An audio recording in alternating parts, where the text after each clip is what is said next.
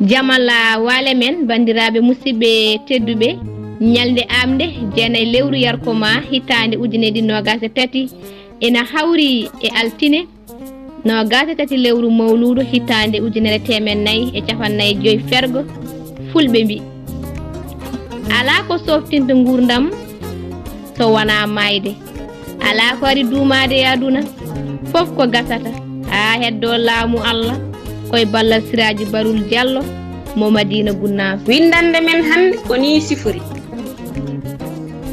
gande danawal e balawal fattude e jamde pengal anduɓe ko leɗɗe cafrata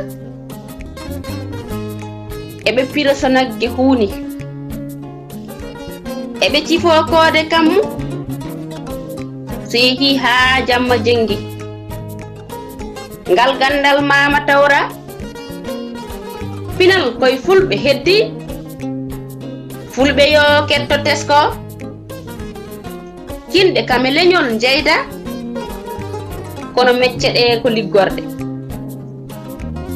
juɓɓudi rendo wonno waɗa ha newo gurdam ayi mamiraɓe men ɓennuɓe ko yimre Abou Mamadou Ba Jabbuwal Pulaar. Jarama ceerno Siraji Bariyel Diallo gorko mo Madina Gounass. jarama gomuji janguinoɓe ɗemgal fulfulde ɗemgal so janggaka windaka haalaka ngal godal mum firtani jarama ceerno Mouhamadou Siraji Ly fodere leñol. kono jarama ɓen weltortoɓe ko winda e ɗemgal fulfulde tawi ko e sawtoji musidɓe mon Penda Sow debbo mo Dunde, Ami Ndiaye debbo mo Sinthiou Bamamɓe. yo jaam ñallu saro e men ñallen e nder hen.